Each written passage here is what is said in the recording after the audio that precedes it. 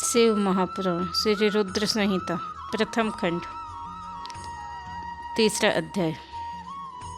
श्री सूत जी बोले, महर्षि नारद जी के चले जाने पर शिव जी की इच्छा से विष्णु भगवान ने एक अद्भुत माया रची।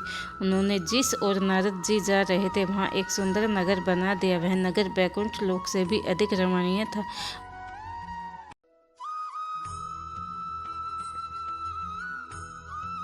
वहाँ बहुत से विहार स्थल थे। उस नगर के राजा का नाम शीलनिधि था।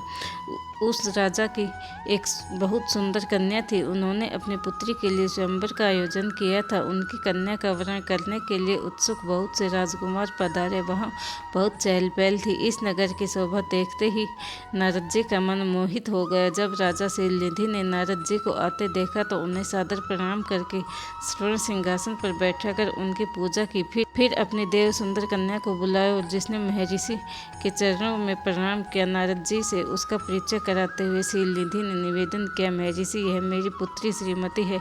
इसके स्वयंवर का आयोजन किया गया है। इस कन्या के गुण दोषों को बताने की कृपा कीजिए। राजा के ऐसे वचन सुनकर नारद जी बोले, राजन, आपकी कन्या साक्षात लक्ष्मी है। इसका भावी पति भगवान शिव के समान वैभवशाली, त्रिलोक विजयी, वीर और कामदेव को भी जीतने वाला होगा। ऐसा कहकर नारद मुनि वहाँ से चले गए। शिव की माया के कारण वे काम के वशीभूत हो सोचने लगे कि राजकुमारी को कैसे प्राप्त करूं। स्वयंवर में आए सुंदर एवं वैभवशाली राजाओं को छोड़कर भला यह मेरा वरण कैसे करेगी। वे सोचने लगे कि नारियों को सौंदर्य बहुत प्रिय होता है। सौंदर्य को देखकर ही श्रीमती जी मेरा वरण कर सकती है। ऐसा विचार कर नारद फिर विष्णु लोक जा पहुँचे और उन्हें राजा शीलनिधि की कन्या के स्वयंवर के बारे में बताया तथा उस कन्या के साथ विवाह करने की इच्छा व्यक्त की।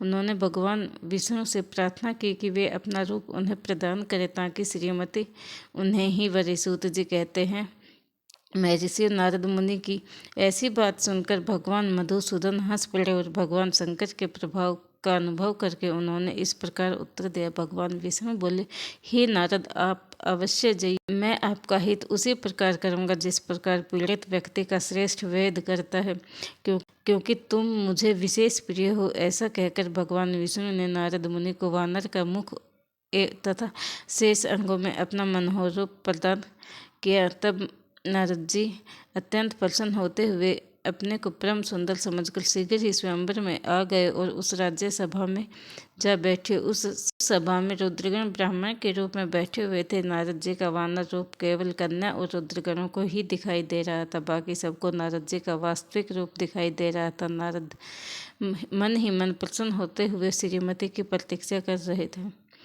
हे ऋषियों, वह कन्या हाथ में जयमाला लिए हुए अपनी सखियों के साथ स्वयंवर में आई। उनके हाथ में सोने की सुंदर माला थी। वह शुभ लक्षणा राजकुमारी लक्ष्मी के समान अपूर्व शोभा पा रही थी। नारद मुनि का भगवान विष्णु जैसा शरीर और वानर जैसा मुख देख वह कुपित हो गई और उनकी ओर से दृष्टि हटाकर मनोवांछित वर की तलाश में आगे चली गई। सभा में अपने मनपसंद वर को न पाकर वह उदास हो गई। उसने किसी के भी गले में वरमाला नहीं डाली। तभी भगवान विष्णु राजा की वेशभूषा धारण कर वहाँ आ पहुँचे। विष्णु जी को देखते ही उस परम सुंदरी ने उनके गले में वरमाला डाल दी। विष्णु जी राजकुमारी को साथ लेकर तुरंत अपने लोक में चले गए। यह देखकर नारद जी विचलित हो गए। तब ब्राह्मणों के रूप में उपस्थित रुद्रगणों ने नारद जी से कहा कि हे नारद, आप व्यर्थ ही काम से मोहित हो सौंदर्य के बल से राजकुमारी को पाना चाहते थे। पहले जरा अपना वानर के समान मुख तो देख लीजिए।